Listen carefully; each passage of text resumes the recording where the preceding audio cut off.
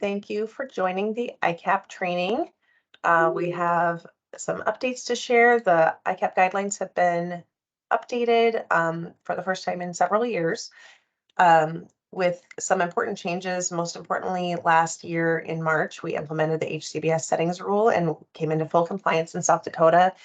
So we have incorporated some of those expectations into the ICAP guidelines.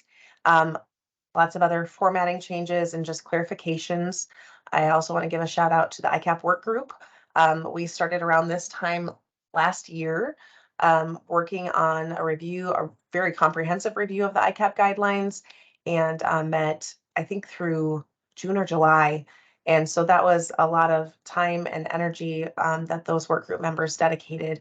I believe there's a slide here that will recognize and name those people who participated. I am going to turn this over to Heather and Melissa and Tim, our DDD team members, who will be walking you through the presentation. All right, thank you, Julie. Hello and welcome everybody to our second round of training on the updates to ICAP guidelines. Just before we get going here, there are the guidelines were sent out in mass distribution on Monday afternoon by Julie. So if you didn't receive those, we'll try to get a copy into the chat box and you can download that. We tried to do that yesterday, but ran into some technical difficulties getting it uploaded in there. Just something related to Teams allowing us to do that. So if we can't get it to you via that way, just request a copy in the chat box and provide your email in there so we can get that out to you right away. The other thing that came up quite a lot was a request for us to send a highlighted copy of these documents, of this document that you'll see here in a moment on the screen. After some feedback from yesterday's audience, we thought it would be more beneficial to get you just a one-page front-back summary that has a list of all the changes instead of this specific document with all the highlights. The three of us will start working on that as soon as possible and get that out to you. I would strongly recommend, if you have a highlighter, if you wanted to follow along and then just highlight the little items that we review here today. If you're using a PDF viewer like Adobe, there's a highlight feature on there that I like to use. So that could be a recommendation. So I'll go ahead and get started. I am Tim Reinbold. I'm one of the community support specialists here at the Division of Developmental Disabilities. Presenting with me on the ICAP updates are Melissa Brissett and Heather Burden. We just want to go ahead and revisit our mission statement real quick. And that is to ensure that people with intellectual and developmental disabilities have equal opportunities and receive the services and supports they need to live and work in South Dakota communities. Another thing too, the official date to go ahead and start utilizing these guidelines was established as March 1st. Some agreements to move forward during the meeting: be present and minimize distractions, maintain professionalism and respect, mute your line, and then please feel free to put any questions surrounding the updates to the guidelines into the chat box. And if we don't have answers for your questions right away, we'll be certain to follow up. Or if you have a question regarding a very specific ICAP, that our contact information will be at the end of this presentation, and you're more than welcome to reach out to one of us to discuss these in more detail. So we will go ahead and move to the introduction section. This contains the same information as the previous guide, but it has been rearranged to provide more clarity. Just to give you an idea of what that's going to look like moving forward, we'll have the section that I'm referencing highlighted there, and then just a brief overview of the change. In the general section, in number 2, this section has been reworded, and some of the information that was previously there was moved to the policy section. Under the statistical validity of the ICAP section, the top part was moved in from the adaptive behavior section, and then the highlighted portion you're seeing there at the bottom, that was added.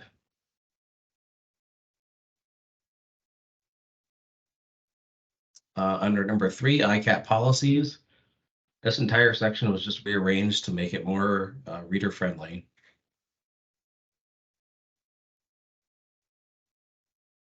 Under the directions for completing the ICAP, the word accurately was added to that sentence there that you're seeing. And then we added a section specifying specifically who must complete the ICAP, which would be the choices case manager and family support service coordinator. Under marking responses, the phrase "no item on the ICAP can be left blank" was added.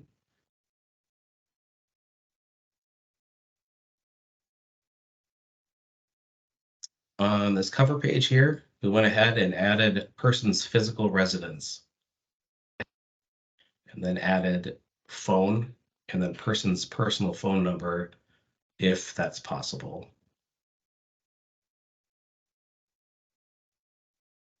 We went ahead and with the county and district responsible, we're just looking for school district here. If there is no school district, just mark an A. We changed manager. We changed case manager again to choices case manager and FS 360 service coordinator, and removed social worker just to be more specific on that part. Under the section reason for evaluation, we revised to annual instead of 3-year update.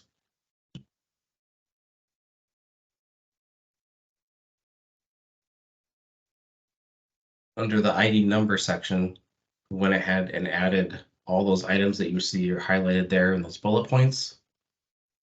And then we had other with other ID with explanations. Please note that the specific numbers are in the appendix of this document. The reason behind this is because that the day and residential numbers could differ for some people.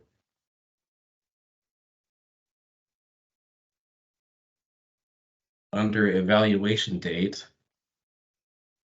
that was reworded.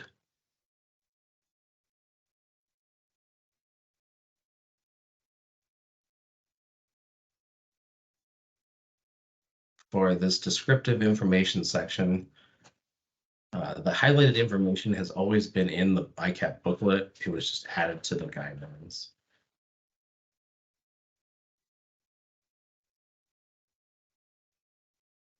There was no change to primary language understood. However, under primary means of expression, that was reworded to provide a little bit more clarity.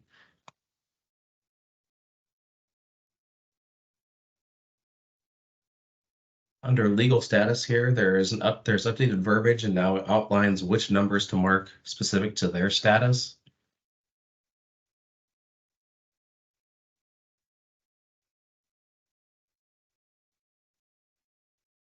Moving on to diagnostic status. This entire section includes that each condition that we're looking at when doing these ICAPs requires verification through a specific evaluation or assessment pertaining to that diagnosis. The first highlighted sentence there was added, and the following 2 paragraphs break down what may be an indicator of eligibility and what may indicate non-eligible status. Tim, I'm going to interrupt for a minute. Heather, can you enlarge your document? The screen. Thank you. Sorry, Tim. No problem. In the autism section, we just added a little bit more descriptive information. Under brain or neurological damage, chronic brain syndrome, we added that the primary diagnosis must be prior to the age of 22, and then, of course, verified through a neurological evaluation. In the chemical dependency part, the verbiage "in early remission, sustained remission, or in a controlled environment" was added.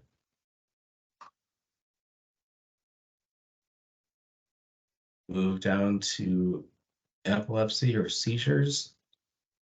There are bullet points added to that part.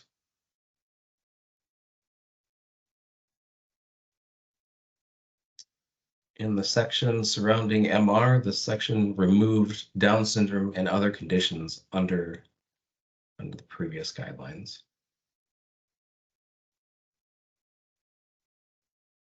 The information in the physical health problems section was updated to be more reader friendly, and it's the same information, it just looks a little different.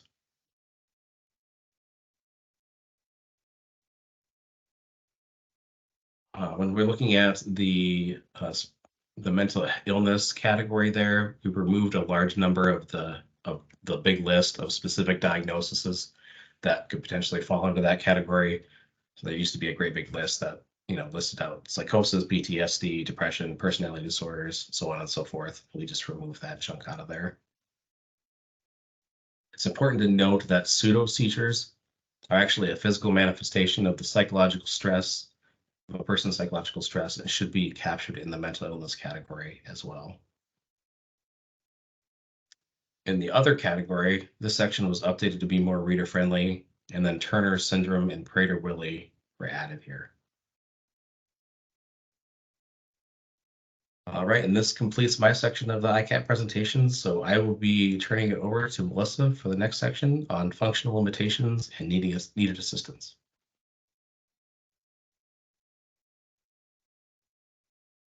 Okay, thank you, Tim. So as we go through this document, you'll also see different colored highlighting, green, blue, and pink. That is just for the presenters. So that doesn't mean anything regarding the information being delivered today.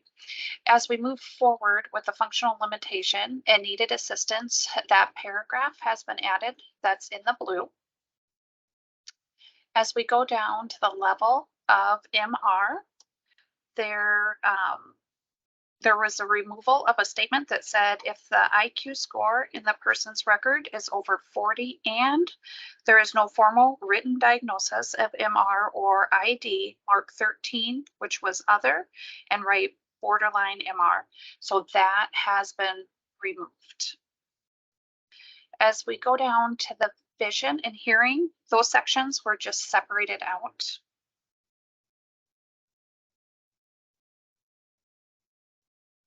When we take a look at seizures, that information was just rearranged.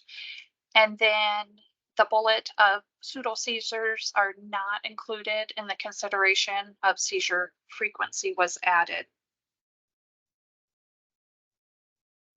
When we take a look at health, there was a statement that was removed stating daily activities do not include recreation, social, or leisure activities. And then the note was added, limitations caused by the diagnosis of neurological or orthopedic conditions, an example being epilepsy or cerebral palsy, should be captured in the hand, arm, mobility assistance needed, and adaptive behavior.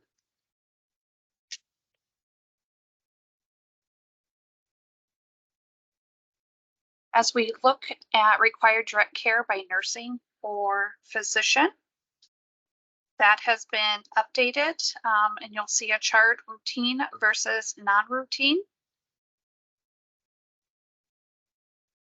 The take-home message on this one is telecommunications is not considered immediate access.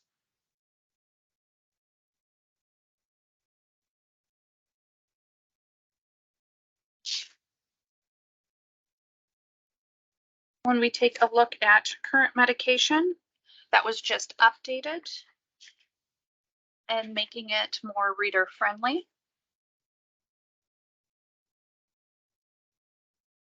As we take a look at the hand and arm section, it was changed.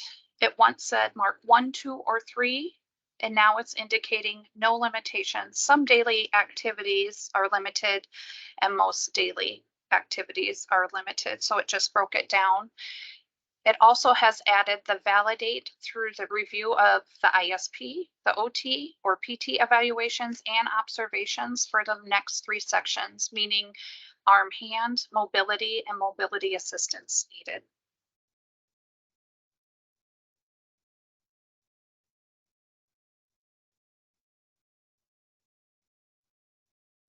When we look at adaptive behavior, it was just rearranged for better readability.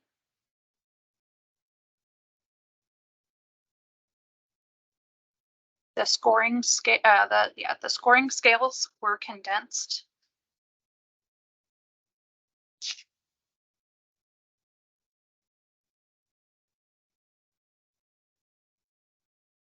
Okay, for scoring consideration, added was simple, clean, and appropriate.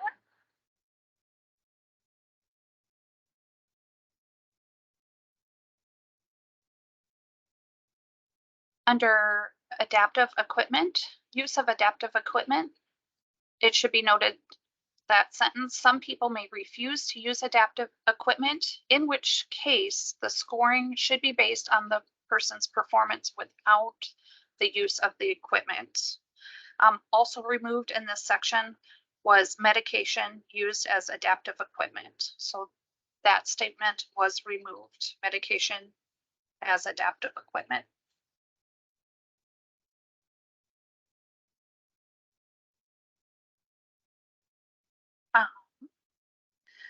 Level of supervision was just revised and condensed. Demonstration of tasks, that header was changed. It once said training or demonstration. So now it's just been changed to demonstration of task.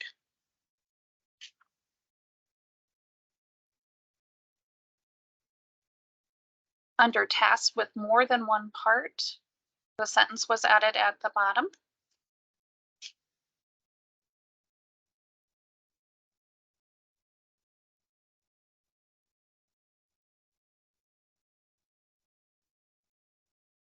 Okay, in number 1, pick up small objects with one hand.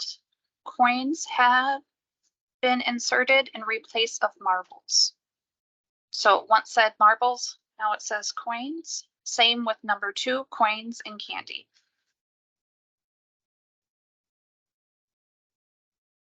For number 3, the highlighted section was added. Please note the skill does not require that the person hold perfectly still or that the person maintains correct posture.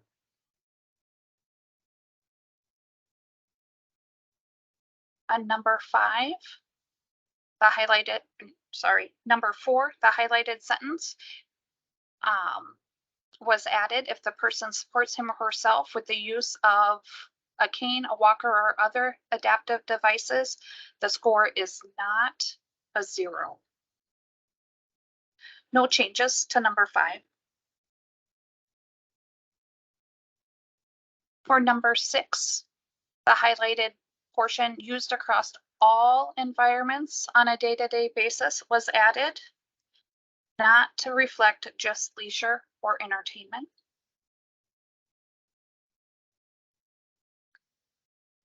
We skip down to number 11.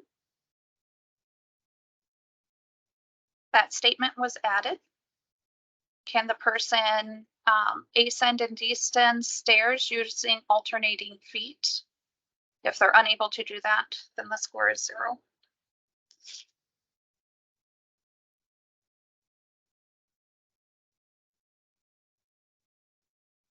Number 12 was just updated and the bullets were added. 13, the bullets were added.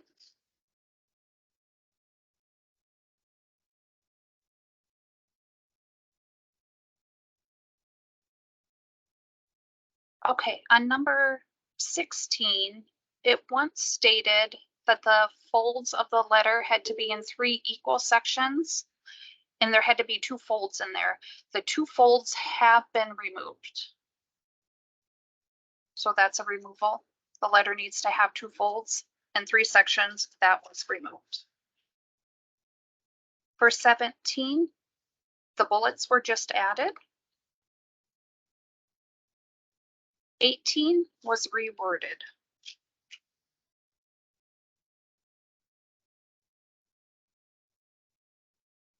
Okay, as we move forward to social communication, verbal expression replaced the word oral.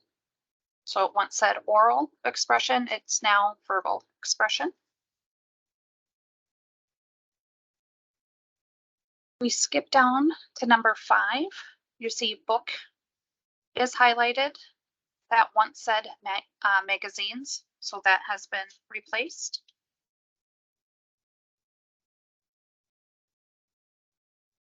For number 6, it was reworded to be more clear with an example provided.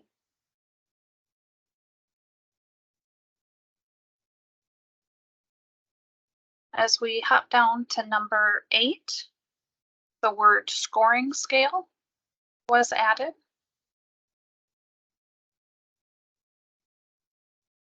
As we go to 9,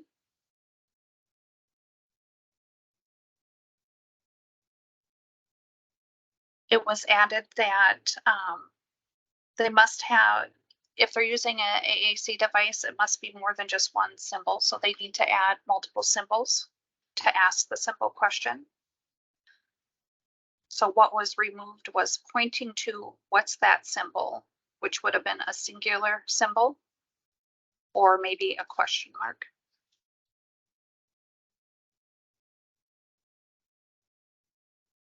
As we go to number 10, that has just been rearranged to make it more clear. As well as number 12. On number 13, in a variety of environments has been added to that statement.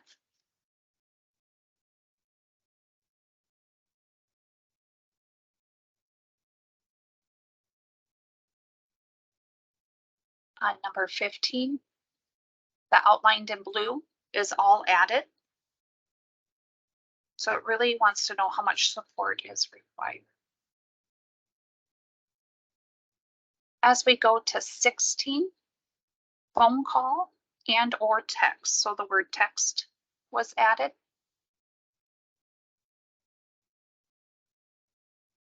"17 was reworded to be more clear.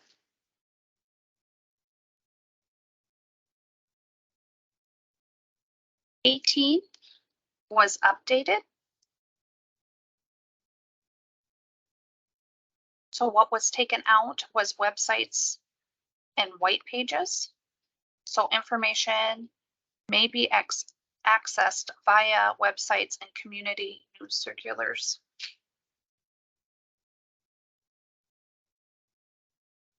On 19, it was reworded and bullets were placed.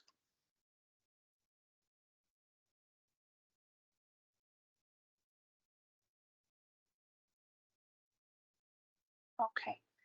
At the top of this paragraph, personal living skills, that was reworded. And also the statement that was removed was eating and meal preparation, toileting, and dressing from the primary focus of these items.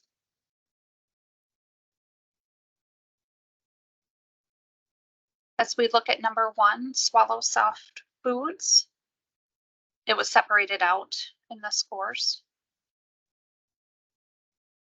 On number 2, the language was just updated. On number 3, arms and legs were added to the statement. On number 4,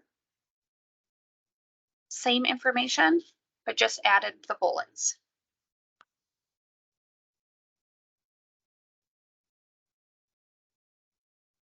Okay. Number 5, eat solid foods with a spoon with little spillage. There was some items that were removed from this section that included soup, milk, or liquids. Added to this section, the person may use an adaptive spoon.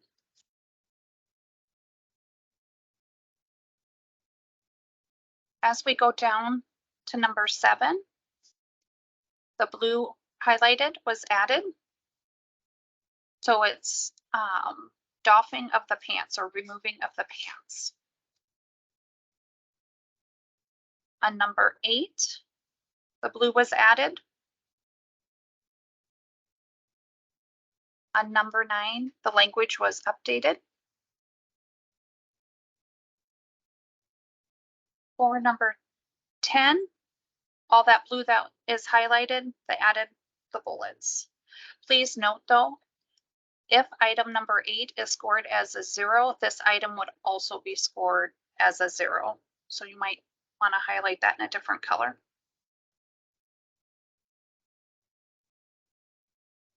On number 11, the blue information is added.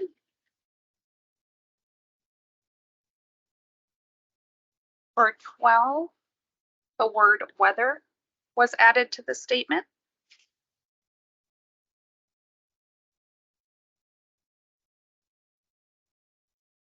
On 13, just updated the language, same information. On 14, it's also reworded, and the bullets were added for the scores.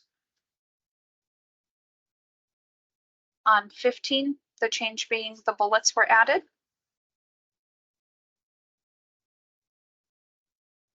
On 16, there was a change in the verbiage.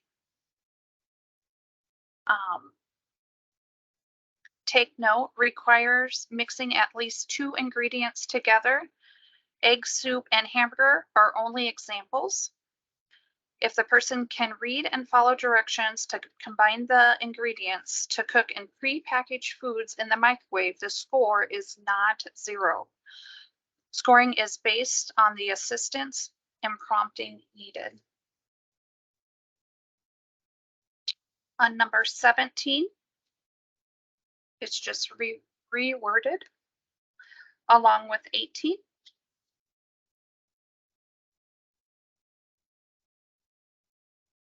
When we look at 19, this was separated and taken from a paragraph and separated into the bullets. The information is the same.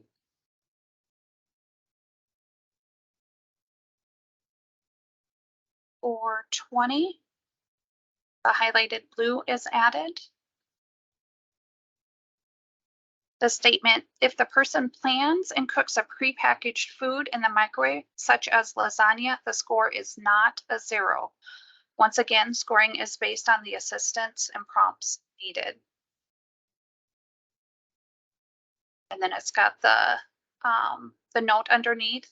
This item should not have a score higher than the score on items 16 and 18.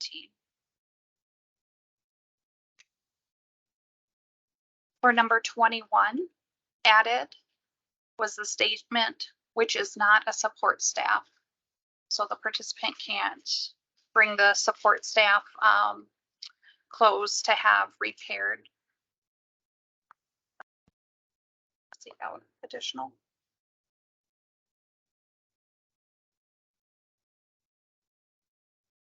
As we continue through community living skills, the first 3, same information, it's just reworded. On number 4, added is scoring is based on the person's demonstration of the skills. Even if the person does not have the opportunity to access to the yard without supervision due to rights restrictions or mobility limitations. So that statement was added. On number 6, pre-money was added.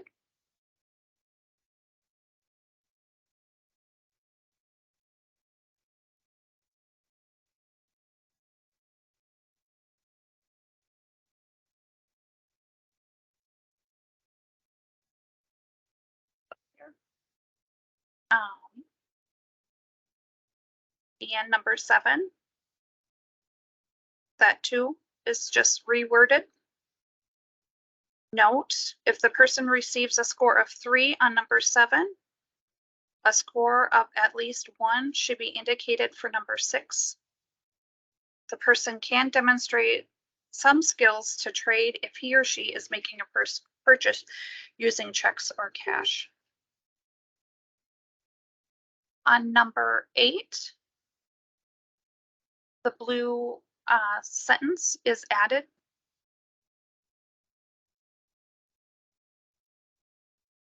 On number 9, it is just reworded.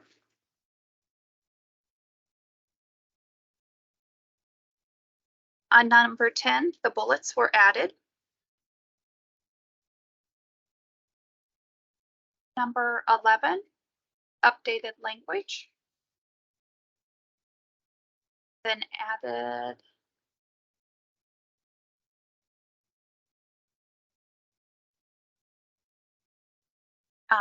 on number 12, added was the note at the bottom. If this item is scored as a 0, 15, 18, and 19 will also be scored as a 0. As we look at 13,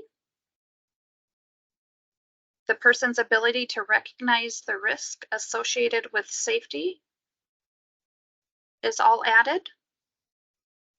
In addition to score based on the weakest part of the skill for the item with the highest risk. And then there's the added examples. For 14, that was added.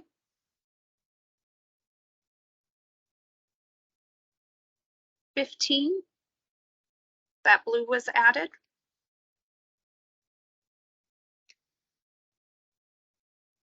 As we look at number 16, this was updated to fit VR's expectation. So removed were 10 hours and inserted were 2 hours on a job.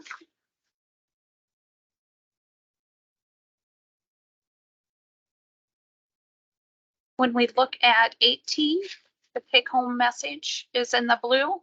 If using automated payment options, the person must demonstrate the skill to set up the auto pay independently.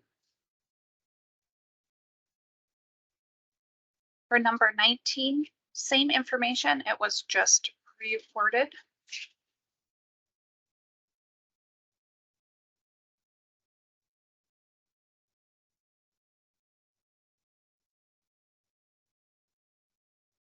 Okay, I will now hand the baton over to Heather. Thank you, Melissa. We are in the problem behavior section, the guidelines for completing the ICAP problem behavior scale. The information was added to consider the HCBS settings rule when we're looking at behaviors, and that went into effect on March 17th of last year. Okay, what is the problem behavior? It was added to better define problem behavior as it relates to environment. The section was updated to reflect and properly define a problem behavior and to dig deeper into why it is happening with a functional behavior assessment. The example of using curse words while having drinks at a bar would be more socially acceptable and less problematic than cursing loudly while having coffee at church was also added.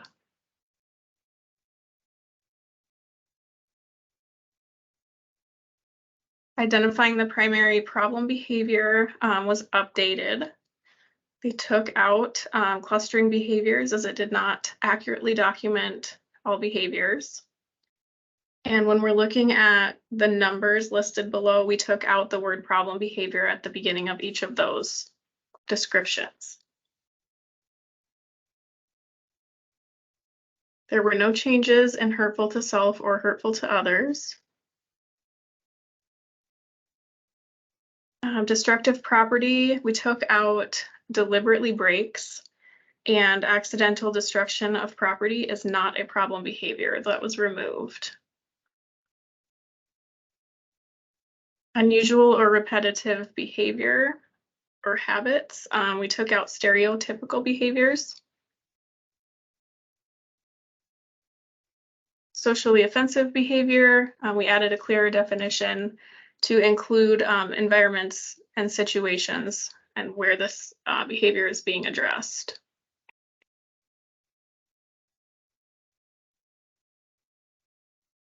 Withdraw or inattentive behavior, we added disinterested and reduced motivation to that definition. And uncooperative behavior was also revised to capture the HCBS settings rule.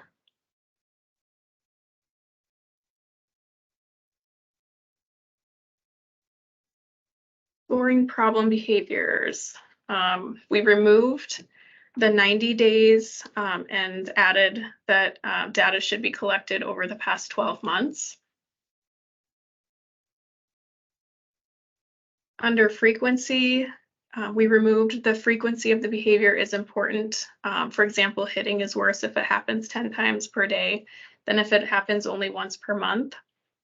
It better defines frequency and breaks down the data from the past 3 months. If the behavior ebbs and flows over the year, then you base it on 12 months.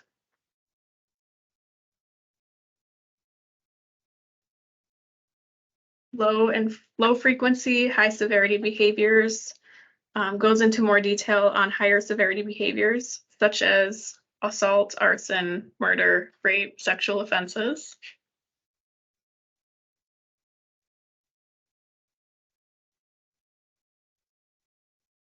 Under severity, how serious is the problem usually caused by this behavior, and addressed was added, so the behavior has to also be addressed.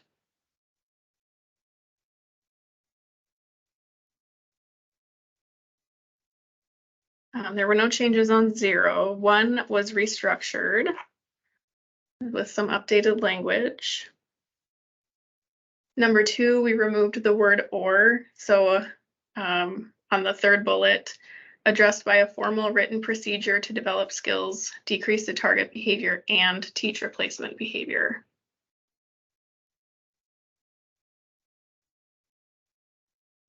Number 3, very serious, a severe problem. We added rights restrictions in there.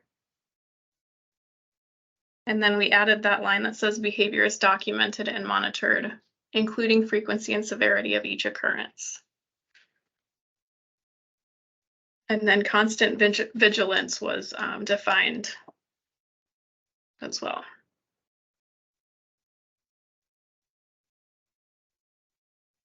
Looking at extremely serious or critical problem, it was restructured and we added rights restrictions into there as well.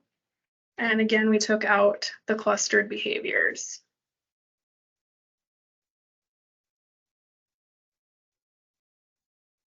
Under the response to problem behaviors, we reworded it and then modified to mark one item that describes, and mark 0 if no problem behaviors in any of the 8 categories.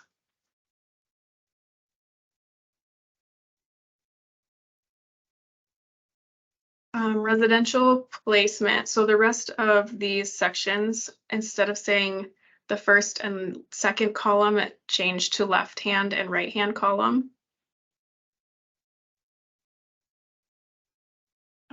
With parents or relatives and independent and own home were just reworded. It's the same information.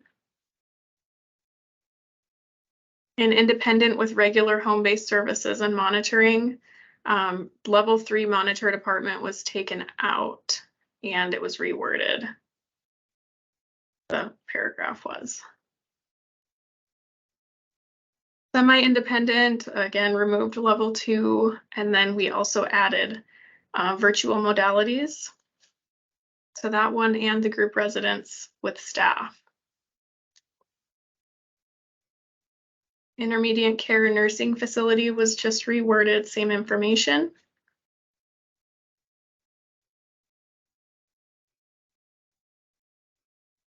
Move on to daytime program.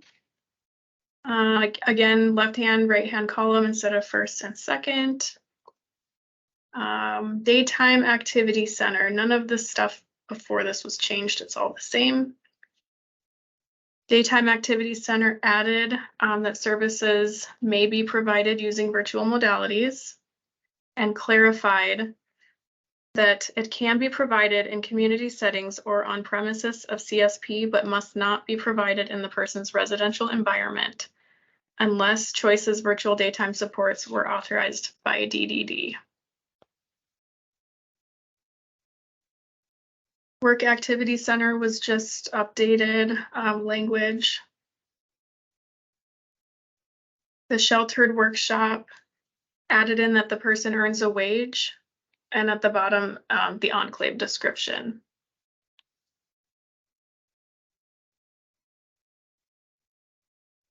Supervised or supported on-site job placement changed from no more than 8 participants to no more than 4 participants. And competitive employment again changed from the 10-hour threshold. And then we added the bullets to better define competitive employment.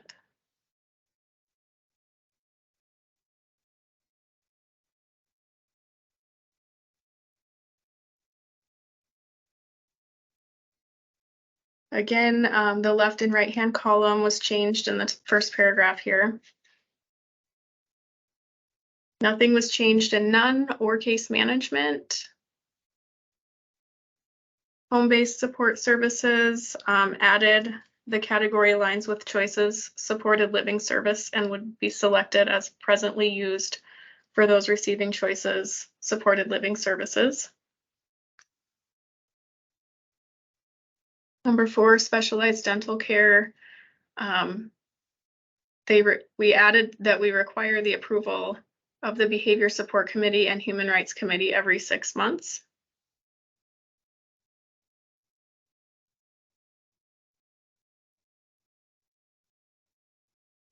That was also added into specialized medical care. And the highlighted section that says other services, which may be considered in this category, was moved from other.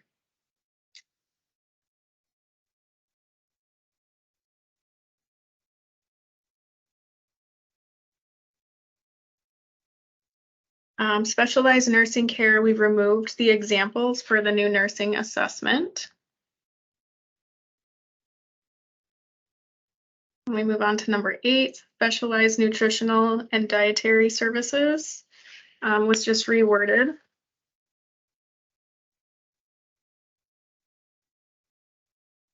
Therapies, occupational, physical, and speech, specialized transportation services, and the vocational evaluation sections were also reworded.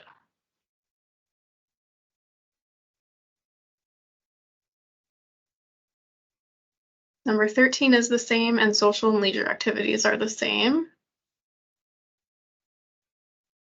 We did add into the guidelines 3 different appendices from various other resources that were available in the past, but now they're all in one place. The first one is the levels of support for people with developmental disabilities and interpreting the ICAP service score.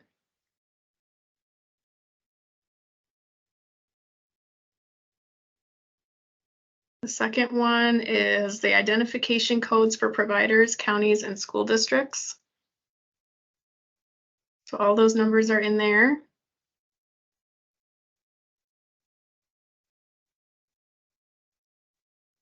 And the third one is case studies and examples. So there are some examples there for you.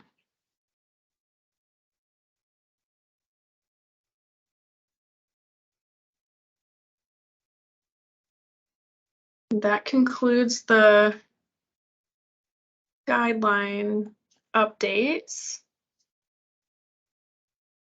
Were there any questions regarding the changes?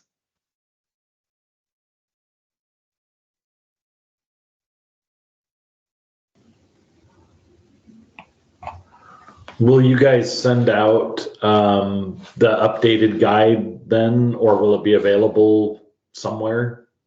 If you don't have it, can you put your email in the chat box and we'll get it sent to you? Perfect. Thank you.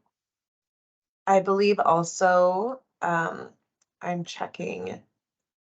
We've also requested to have it added to the DDD provider portal, so it'll be available online, at the DHS website. Hopefully, by the end of this week.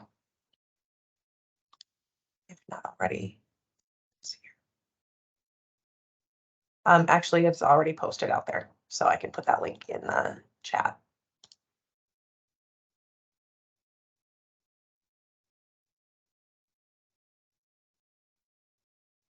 One question about the behaviors, section,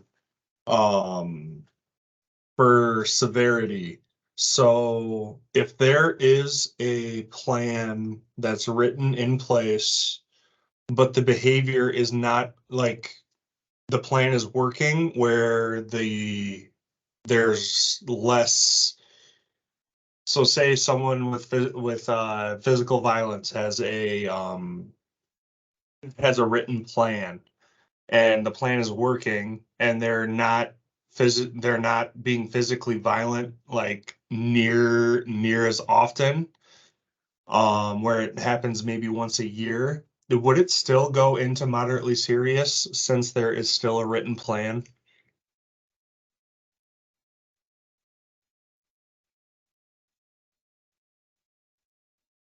So given just the information you've provided, it looks like it would likely meet the criteria for moderately serious.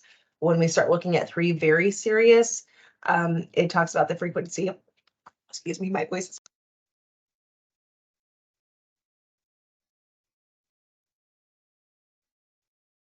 Okay, thank you. Sorry about that. It talks about constant vigilance in very serious.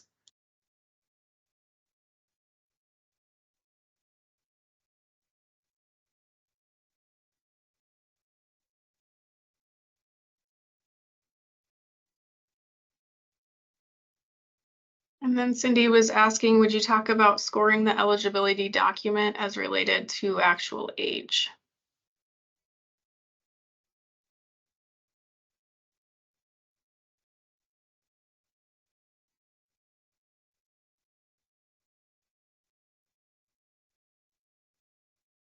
So Cindy, can you give a little bit more of what you're asking?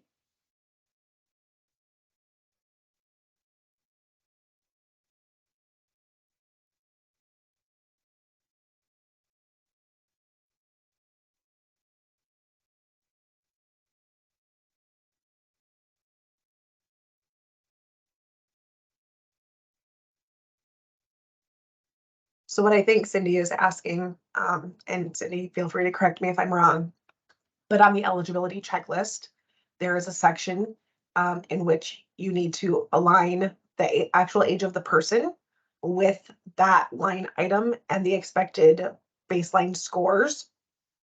So we're not seeking out the scores as they land in whatever age. We're looking at the actual age of the person and aligning and to determine whether or not the person meets the threshold for those baseline scores that we would expect on the ICAP. So we can determine if there are 3, if they are deficient in at least 3 areas. Does that help, Cindy?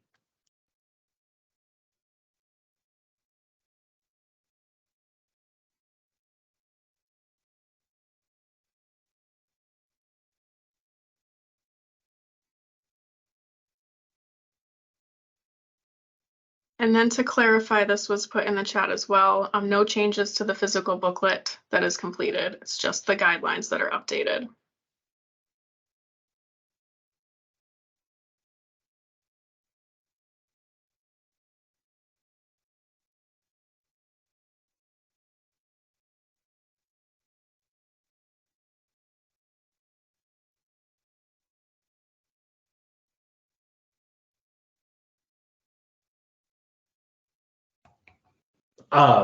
Question. So is there, rather than kind of the mad dash that happens at the end of the year, is the division kind of recommending that we update these throughout the year, or maybe try to line them up with the ISP meetings? Or is it still going to be the kind of thing where we want to, towards the end of the year, start to think about making adjustments and updates?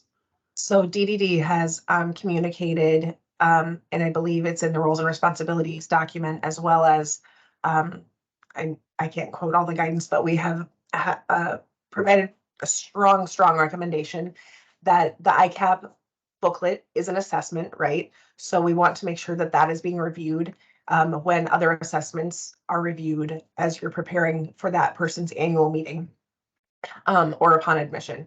And so we really want to avoid the bottleneck really that's created by putting all of that, scheduling all the ICAP assessments at the end of the year. It really makes more sense to align them up with the ISP when those other assessments are done, and then you can incorporate any changes into the ISP as needed. So that's really what is the logical method, and what we would strongly recommend. It benefits case managers, it benefits CSPs, it benefits DDD, because then those changes can be reflected as they occur. And we're not waiting until the end of the year to submit them. Awesome, thanks.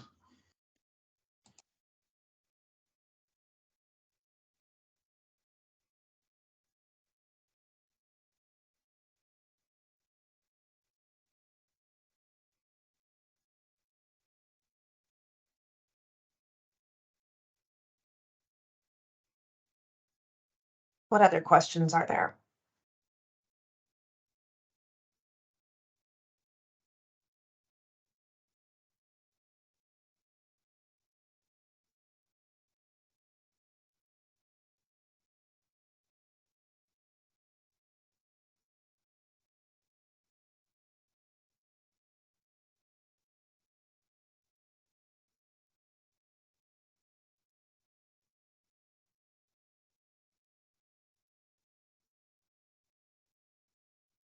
Okay, well, if there aren't any other questions, again, so I put the link to the DDD provider portal in the chat. The ICAP guidelines are available there in that section. We have committed, DDD has committed to providing kind of a one-page front and back summary of the ICAP changes. We do not plan to share a highlighted version, this highlighted version of the guidelines. The team, our wonderful team who provided the training today, started working in identifying all those distinctions between the old and these revised guidelines prior to us putting some finishing touches on. So there are a couple typos. We don't want to share this copy, but we will provide a summary of the ICAP changes. Again, no changes to the actual booklet. That is copyrighted. That will remain the same.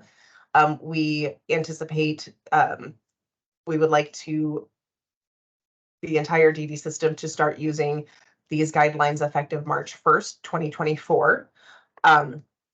And I would say that if you are comfortable, if the team is comfortable, the ISP team is comfortable using the guidelines prior to that, you are certainly welcome to. We chose March 1st as the timeline simply to give enough time for people to absorb and get comfortable with the changes before administering it. So I'm trying to think if there's any other housekeeping. And we've recorded yesterday and today's trainings. So we will we'll kind of review, and we'll post one of those recordings also out on the provider portal at the link that's in the chat. And we will be redoing the section by section training that is available right now, just to reflect these updates. We'll be redoing that within the next month or so. So given that information, are there any other questions?